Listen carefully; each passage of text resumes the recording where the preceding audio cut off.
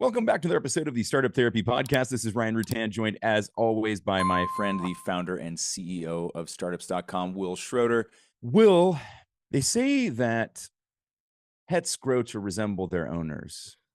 And I think it's also true that startups often resemble their founders, or founders often resemble their startups. I'm speaking about something very specific here, which is that startups are just a giant collection of problems, right? Problems that we have to or want to or think we should go solve. But I think something you and I can talk about today is that founders are full of problems too, right? We've all got tons and tons and tons of issues, challenges, you name it. So why don't we dig into the reality of those things, how important they actually are, and whether they're problems or solutions in the making, and sort of where do we stand on all this stuff? I think most founders, by definition, have a ton of problems. And I don't just mean with their startups, I mean their own problems. And I think my concern, having a laundry list of them, is that we've created a society where we're so intent on saying, you have a problem, here's the pill that fixes it, right? I say this, having come from the pharmaceutical industry, right? So for a decade of my life, I ran an ad agency, and our largest clients were all pharmaceutical companies. The script was first convince the patient that they're broken, right? Uh-huh. Then, of course, come back with the solution. In Yep. the 90s, we were launching a product called Prozac. And it was funny yesterday. I was on the phone with one of our clients yesterday, and I was referencing the fact that, this was, kind of problem solution. And we were at the dawn of consumer marketing back then around Prozac. And they were like, what's Prozac? And I was like, Uh-huh. seriously? You're the first person to ever ask me that, right? They spent hundreds of millions of dollars so that no one would ever ask that question. Yeah, yeah. I was like, it's the largest, like at the time, there's the largest consumer prescriptive product in history. Yeah. And the fact that you don't know tells me two things. One, that's not a problem you have, thankfully. And two, you clearly weren't around in the 90s. Right. Yeah. So, You were not alive then. But let me build on that. The idea for the pharmaceutical companies, and I know everybody wants to paint them as these like big awful people, but like their script was simple. Convince people that this is a problem. And by the way, it usually was. Like for most of their products, those are actual problems that they are solving at a prescriptive level. But then sell them the prescription, sell them the drug. And where we see that now is on social media. Social media has an endless stream of people telling you that you have a problem, and they are the prescription to solve it. Problems you otherwise never would have surfaced. I think that's what's so interesting about it, is that because of these little echo chambers that we get stuck in, and because of their ability to reach us over and over and over again, they take something that, okay, sure, it's a problem at some level, but it probably wasn't near the top of your hierarchy of needs. And yet, if you hear about it enough, all of a sudden, it does feel like a problem. So not only are they telling you have the problem, they're sort of creating the problem, right? Because what they're creating is the intensity around the problem, right? They're creating the desire, the need, or the feeling that I should fix this, and then they sell the solution, right? That's batshit to me, right? It was like, I'm gonna make the problem, and then I'm gonna sell you the solution, right? Yeah. I used to tease my dad when he was still a practicing podiatrist, like during my business, like, Dad, just buy me a couple of box of thumbtacks, and I'm just gonna go scatter them all over the streets near your offices, and we'll drum up business like crazy, right? Like create the problem and then solve the solution, or sell the solution. Let me give you my list of problems, because this list is long, but like kind of off the top of my head. I am, as a founder, wildly obsessive, right? Like about anything that I'm doing. Even when I hate what I'm doing, I'm wildly obsessive about it. And you were in town from Spain last week, and you got to watch my obsession being like carpentry and everything else, in the flesh.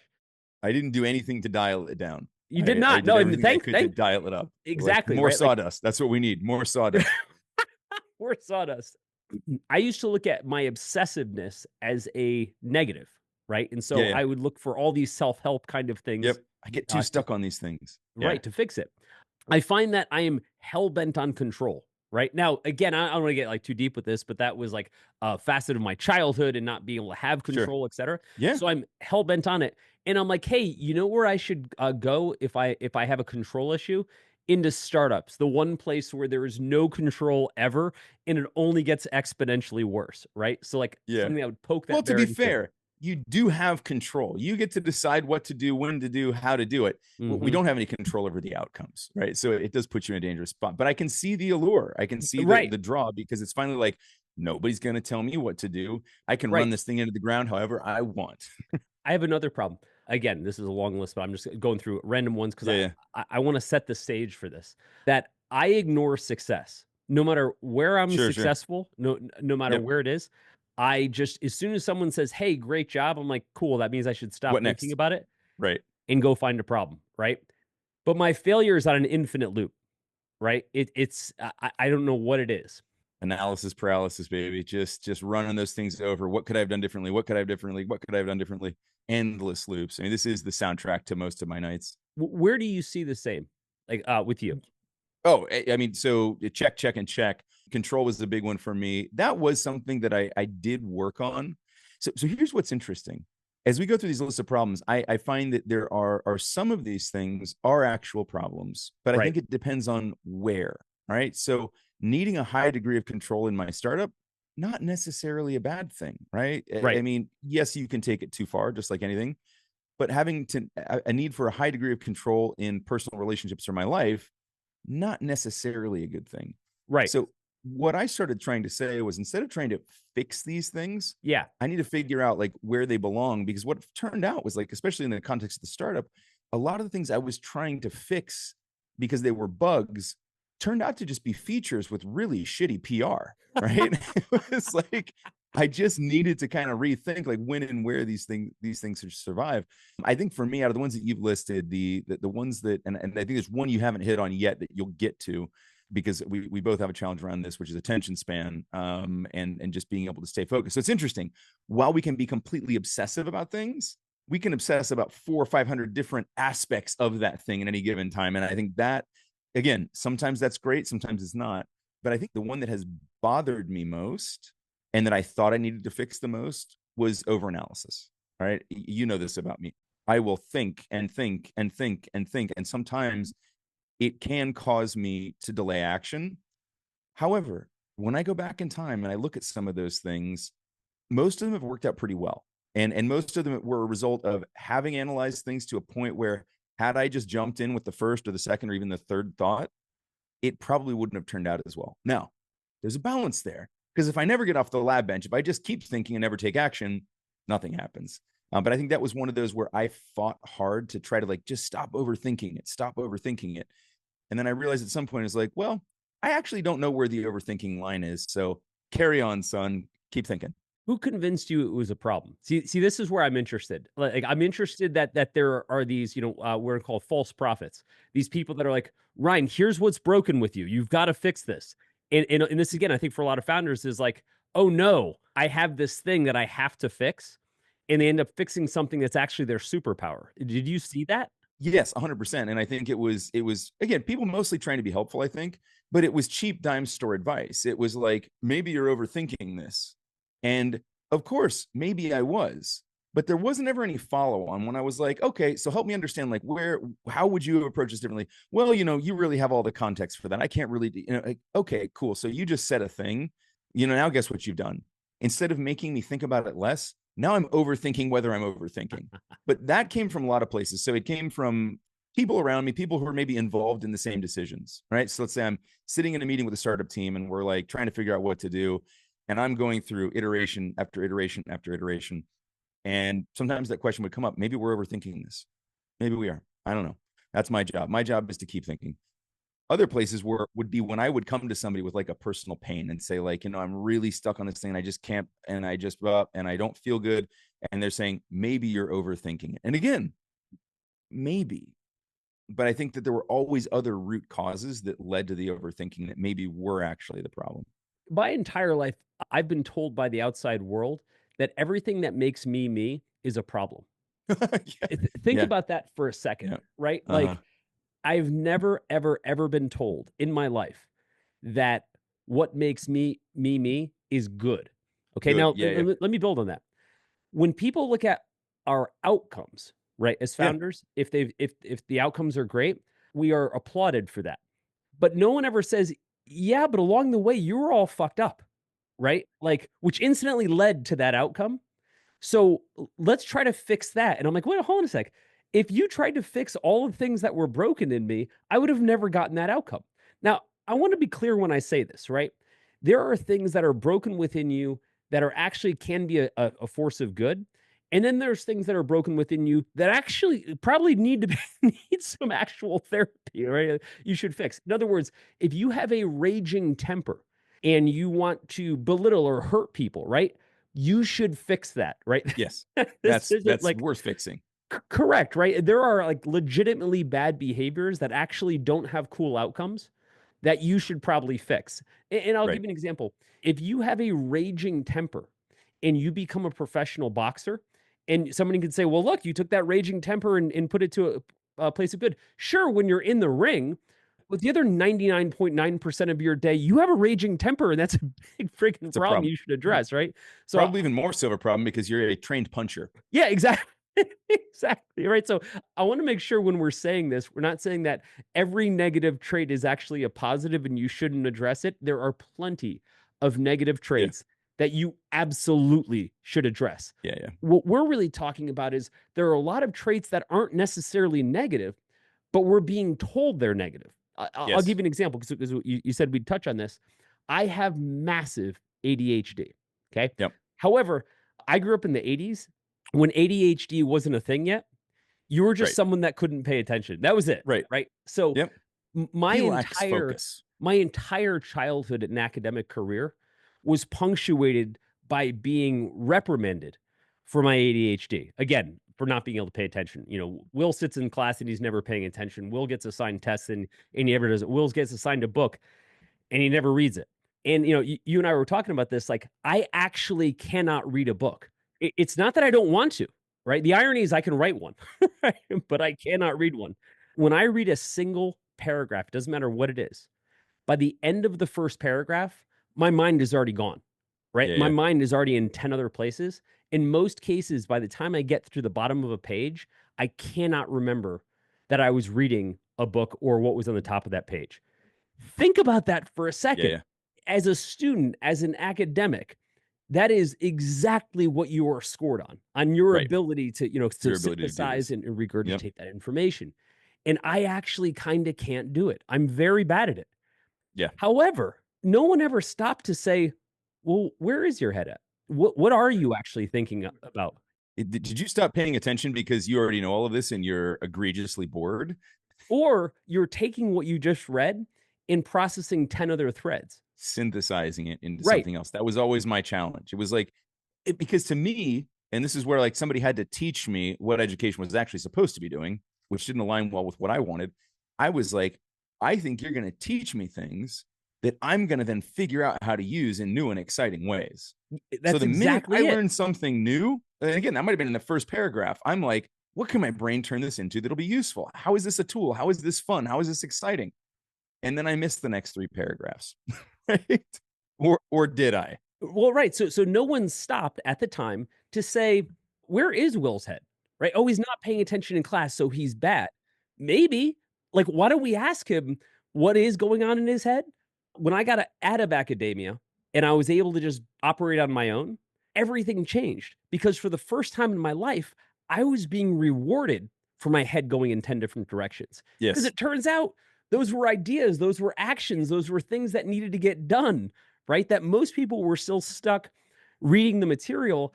I Right. was 10 steps beyond that, thinking about Yeah. like how many different ways we can apply it. Uh-huh.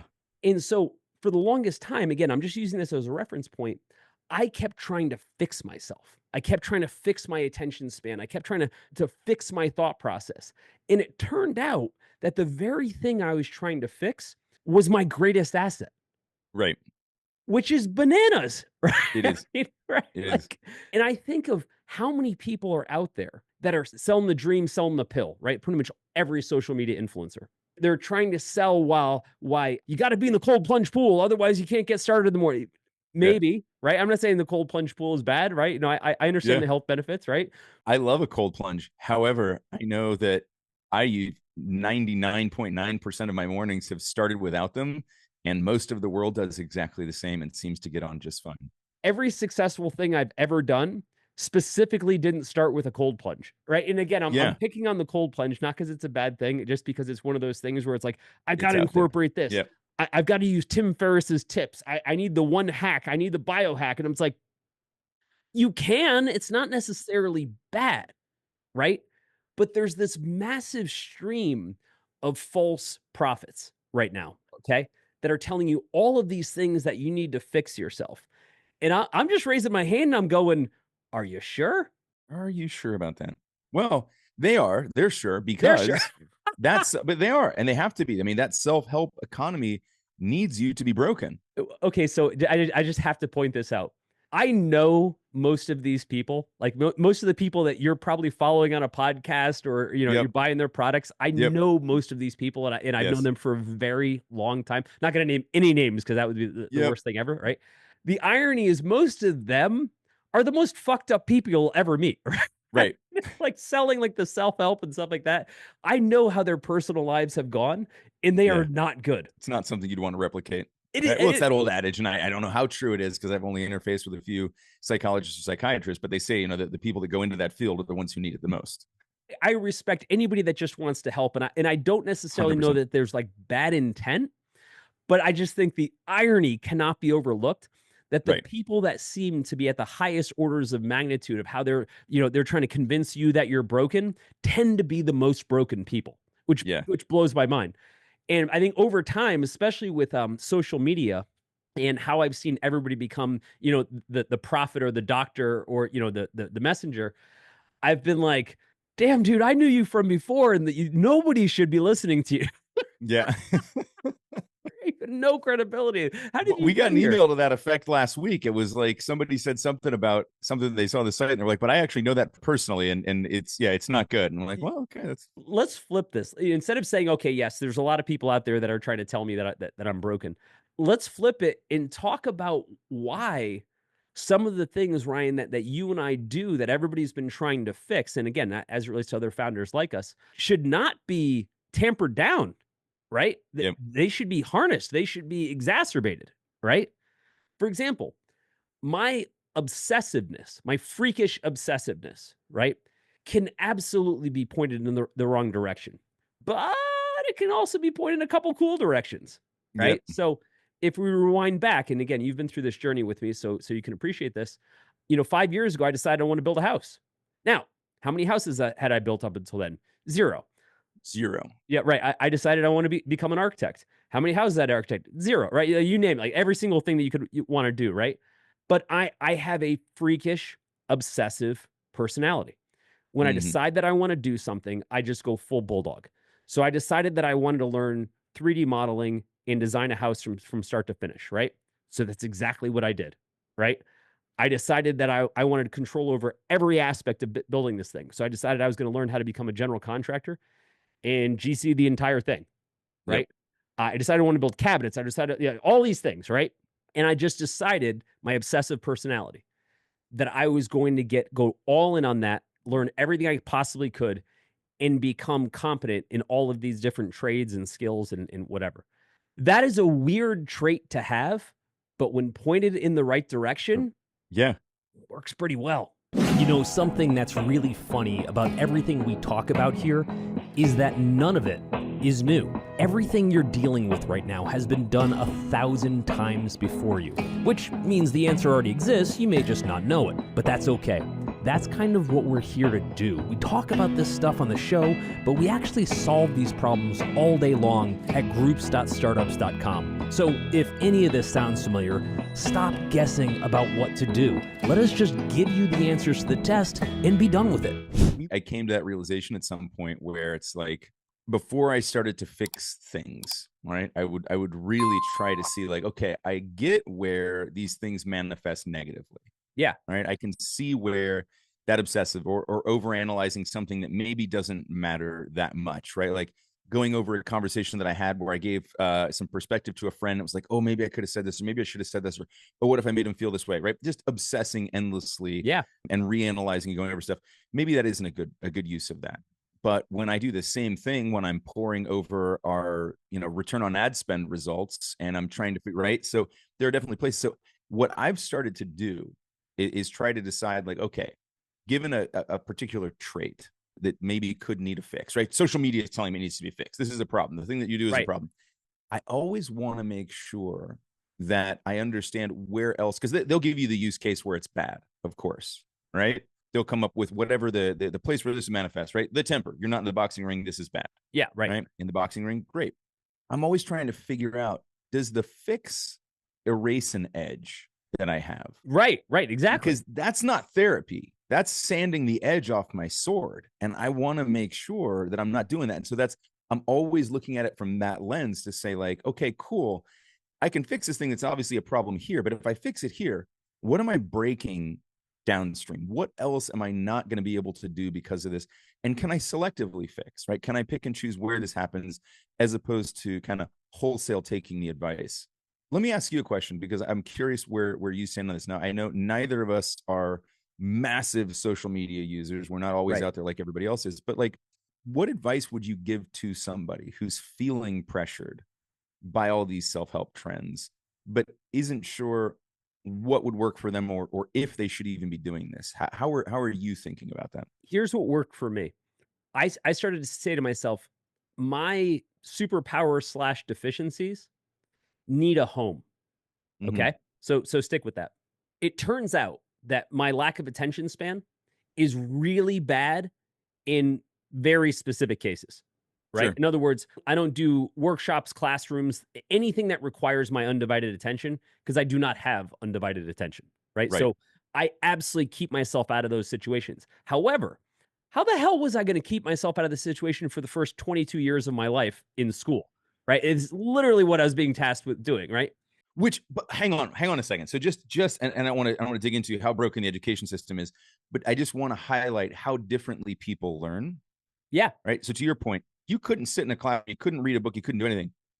And yet you taught yourself how to build not just a house, but a pretty big, pretty complicated, very insanely detailed home. You taught yourself all of that. You learned all of those things. So I think we have to be really careful when we think about some of this stuff. It's like, Will just doesn't have the ability to learn?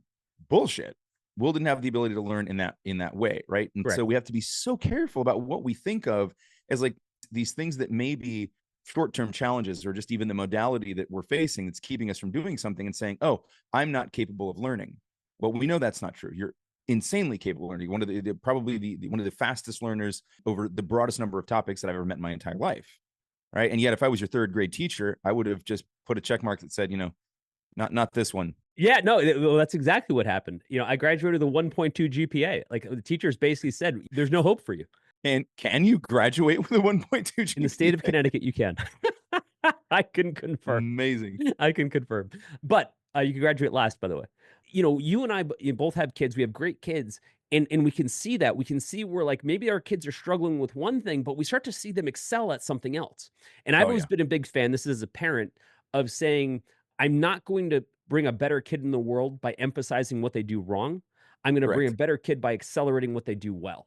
Build from a point of strength. Correct, right? Yep. In tripling down on the things that they are great at, not at the expense of everything else, but not the opposite. Let me triple down on the stuff you suck at the expense of the things that you might do well. So with that said, it definitely applies to founders. I see founders come into this business, and everybody comes into it terrified because there's so many things you're being tasked with that are not in your wheelhouse. And so we'll have a founder come to us, Ryan, and say, hey, I'm not great at finance. Okay, then don't do finance, right? Like, literally, find out any other way to do that. Yep. But instead of saying to yourself, I'm really good at product development, or really good at sales, but I suck at finance, so let me be worried about finance. It's the same thing, right? Find out how to supplement that so you can triple down on what you are good at. If we only focus on fixing weaknesses, we risk totally missing out on developing our actual strengths or superpowers. And let's be honest, the world does not reward average across the board, right? You're a well-rounded and super average in every way individual. We'd love to have you aboard. Yeah. It doesn't. It rewards exceptionality in specific areas. Absolutely. Right? That's why it's important to think about those things and to identify and double down on what actually make you unique, even if it's unconventional, right? Maybe especially if it's unconventional. Right. And so, from my standpoint, I look at it and I'm saying, okay, what am I great at? Or said differently, what do my superpowers require in order for them to be superpowers? Okay. So my lack of attention negates lots and lots of things, right? But if I embrace the fact that, but when it's pointed toward the right things, it's a whole other animal. It reminds me because I'm such a huge comic book fan. And for those that are watching the YouTube right now, if you look behind me, those are all comic books behind me. I always look at the superpowers. The whole thing with Marvel specifically is whenever they talked about characters, they always had a character who had a superpower, but it had some sort of challenge behind using that superpower. What were you pointing at? Captain America and Spider-Man. Oh yeah, They're out of focus, but they're right there. that's awesome. But that was always the case, right? And what they did a great job of is saying is like this person has this incredible capability. It's the Hulk, right? Has Yep. this incredible strength, but the rage and anger that they deal with, right, is always kind of countering Yeah. that.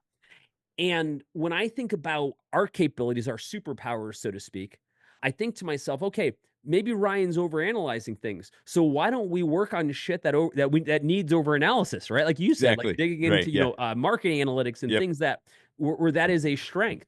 And so if I were to zoom out, I think at some point, and I think this is important, I stopped trying to fix my problems. I stopped Yeah. trying to fix them. I stopped calling myself broken, and I started to say, I've got all these problems, but the fix is where I point them.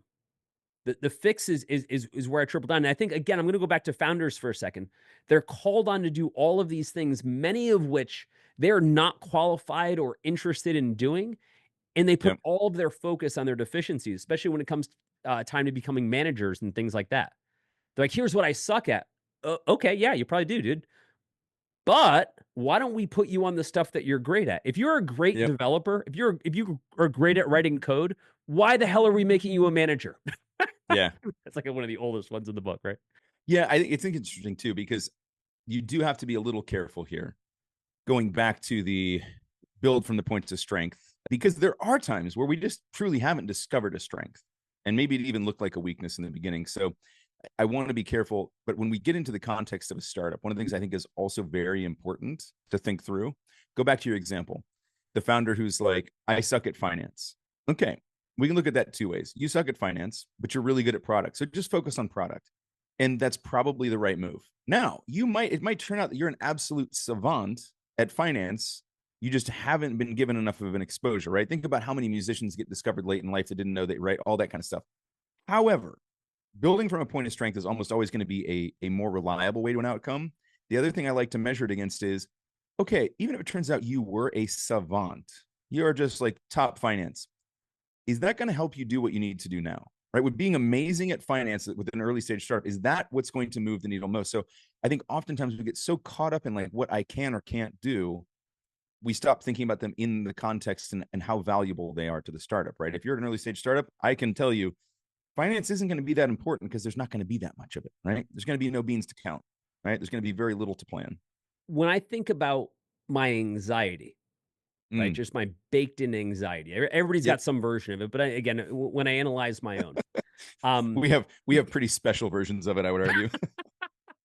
here's what I would say. I've got two versions of how that can go. I can say my anxiety is what ruins me, right? It's keeping me up at Mm. 3 in the morning. It's preventing me from sleeping with health issues, like you name it, right? My anxiety is Yep. doing all of these awful things to me. And all of that would be true. Just want to be clear. All of that would be true. I'm not discounting any of that or taking off the table. But there's another version to say your anxiety also has some really interesting superpowers. It's got you thinking about stuff when nobody else is. When everybody Yes. else is calm and relaxed, oh, this problem must be solved. It's got you saying, yeah, but what if it's not? Right. And Mm-hmm. then you turn over a stone where everyone's like, oh shit, we didn't even look at that. Right. Like it's Yep. this early warning system.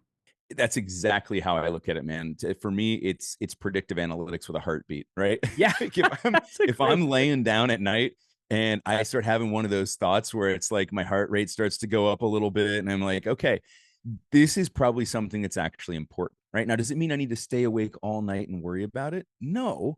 And what I found is that if I just acknowledge it and then I try, the whole thing like, write it down or whatever. Yes, some of that stuff does actually work. Some of that does actually work because part of the anxiety is, what if I forget about this, right? Right. Combine anxiety and ADHD.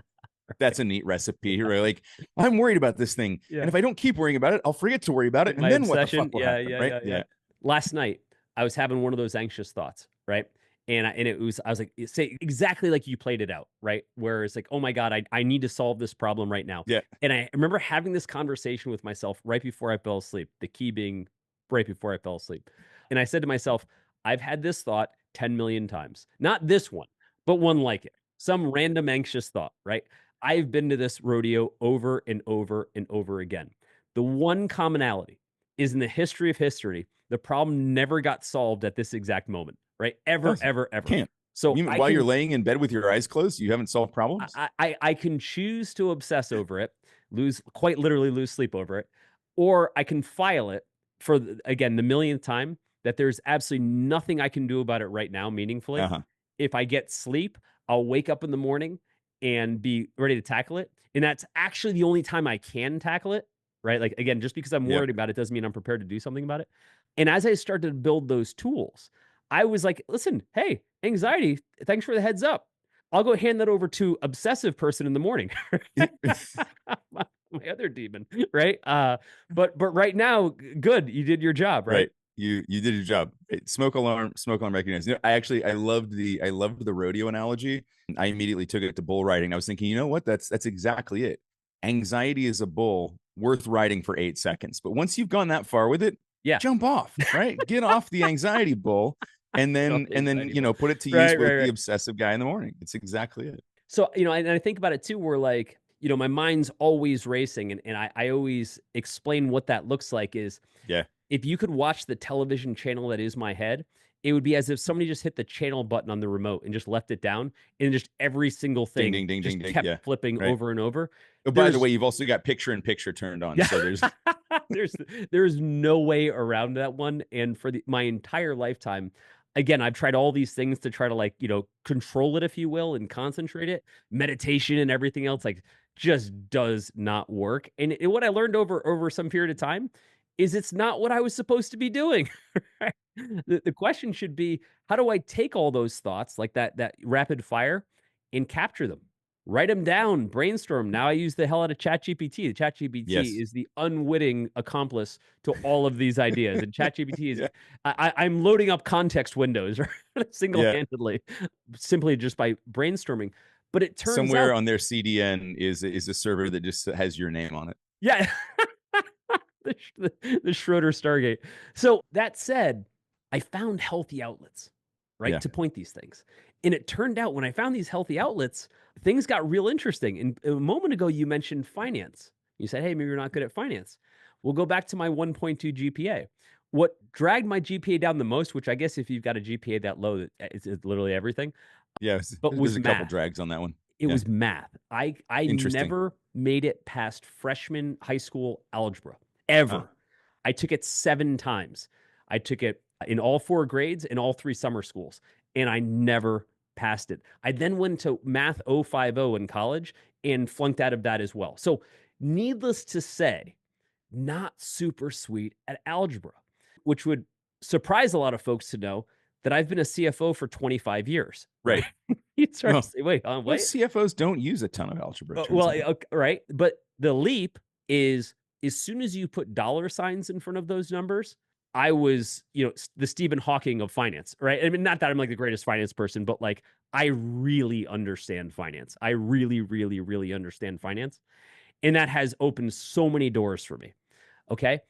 But that said, if you said, Will, we're going to put you in a finance class. Your job is to learn finance. And here's the trick. But I had no context for it. I didn't have a Yeah. reason that I needed to learn finance. Yep. I would have flunked 7 years in a row. Well, it was somebody else's dollar signs in front of it. Who cares about those? Exactly. But as Right? soon as you put There's my money in no front of it, context, no connection. Yeah. forget about it. Right. And I use that, by the way. In fact, I think you and I talked about this yesterday because we were talking about OpenAI had launched their new agents product, Yep. is the nodes and stuff. And I said, I looked at it, my eyes went cross-eyed, and I had no interest. You was like, I didn't make it through the 5-minute video. And I Yeah. confirmed that later in the day by asking, hey, did you get to the part where it showed this, which is about 3 minutes and 30 seconds? You're like, nope. Nope. However, the moment I find a use case for it, the moment I find, okay, Oh, this is how I'm going to use it. Yep. Totally different, right? The YouTube Totally. rabbit hole portal opens Oh wide and yeah, Will dude. hops in feet And at that first. point, Yep. turn on the obsession filter and go. Yep. I look at that a lot in kids, by the way, because again, I'm making that parallel. When a kid says, "Hey, I don't get it," it's often because they don't care about it. But if you look at what your kids are capable of doing when it's stuff they care about, I watch my son in Minecraft, and he's building the most extraordinary things. Yes. Yeah. Like Wild, literally, right? like, and again, I've got a pretty high bar for what that might be, and I'm Uh-huh. like, damn, dude, that's like legit because he Yeah. cares, right? And you mentioned musicians, right? I think I told you a story that years ago I got to see Lars Ulrich, the drummer of Metallica, talking to his parents at the Yeah. private induction of their when they were in the Rock and Roll Hall of Fame. And he said to him, he said, "The only reason I'm here is because every day you played music in the house, because every day Uh-huh. you let me be a drummer, you encouraged me to be a drummer." He could have Yep. been, we talked about this, an accountant or something else like that. But it turns out he's one of the greatest drummers of all time. I mean, he went to Juilliard. So I mean, Yes. he's pretty gifted because someone encouraged him to do what he wanted to do. If someone forced him to do it, it Didn't wouldn't say have. sit still, stop tapping your foot, Lars. Where will that get you in life? Exactly, exactly.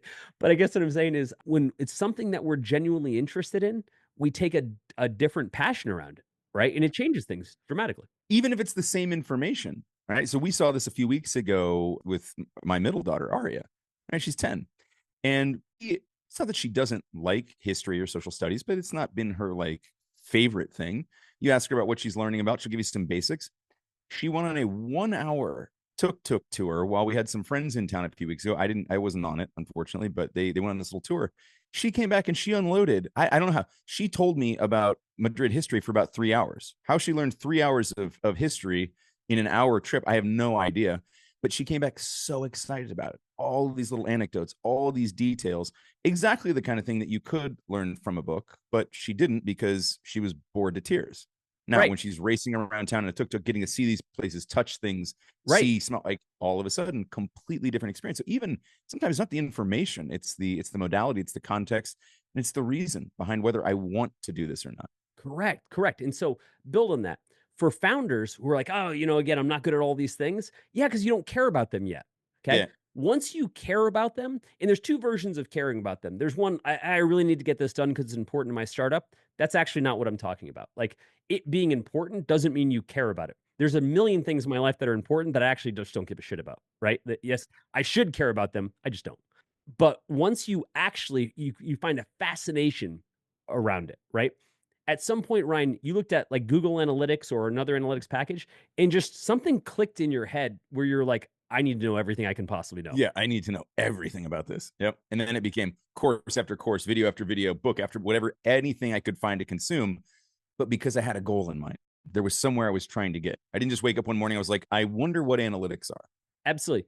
And so in the same way, like for years, every year I said, this year, this is gonna be the year I learn to code, right? Like, and you and I haven't coded in like 20 years, right? And so like this is the year I'm gonna learn Python. This is gonna I'm gonna learn Yep. whatever, right?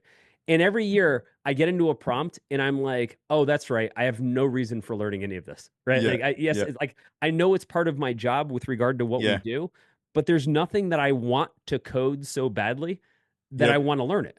Every time I managed getting through like installing the terminal and the packages that are Yeah. necessary, and then it stops there. I'm like, okay, Yeah, no, just yeah, like, oh, yeah, mission accomplished. I created the environment that will allow me to code. I'm not going to write a single line. right. Now I remember I don't give a shit. So, Yeah, we exactly. That's the thing. I um, I actually don't have any reason to do this. Yeah. correct. So I think where this all maps back to, which I think is really interesting, is it is possible, dare I say it, that we could enjoy a certain level of self-acceptance. Now, that is not the same as being complacent. It's taking inventory of the assets that you have and figuring out how to use them to best effect. That's way different. And so I think for a lot of us, again, we're so convinced that we have to fix our shit that we never Yeah. take the Yeah. time to say, maybe I need to apply it differently. Maybe, and again, not all of it. Yeah. Some of it, but yeah, I think a way of looking at it's self acceptance isn't surrender. It's redesigning the org chart of your personality, of your makeup, right? To be able to Right. say, how do I reorganize these things that exist, these resources that I have, right? So instead of thinking of these things as skills or flaws, these are the resources that I have. These are the things that I'm made of. How do I organize those? How do I utilize those in a way that stacks up to being something absolutely useful, as opposed to just fighting my wiring endlessly, right? If you stop fighting your wiring, and just give it a workload and SLA, you'll probably find yourself far better off, right? Right, right. And I think from my standpoint personally, the moment I was willing to do that, and again, the separation was this. The separation was, okay, there are some, again, my attention span. There are some places where that is an absolute problem. But there are also some places where that's an absolute superpower. I'm going to recognize both. That's part of the acceptance. The acceptance is to say that this is a thing. My lack of attention is a thing, and I have to control where it's good and where it's bad. And I think that's the big difference. Instead of inventorying everything that ever causes a problem, holistically calling that, I have to fix this entire thing is wrong, is wrong. Some people say, I get too emotional. There is a time and a place where getting too emotional is exactly the right answer, Exactly. and it should be applied accordingly. But I think for founders, one of the hardest things for us to enjoy or accept is ourselves, right? Is for who we are and what we're great at, and again, in what we're not. It's okay to be not good at things. But I think once we do that, once we figure out the things that are our strengths and our weaknesses, and we inventory when we accept both, then at that point, we can start to become the best version of ourselves because we know where we're supposed to put ourselves, we know where we're supposed to stay away, and we can go all in on the stuff that actually makes a difference. Overthinking your startup because you're going it alone? You don't have to, and honestly, you shouldn't, because instead, you can learn directly from peers who've been in your shoes. Connect with bootstrapped founders and the advisors helping them win in the Startups.com community. Check out the Startups.com community at www.startups.com to see if it's for you. Could be just the thing you need. I hope to see you inside.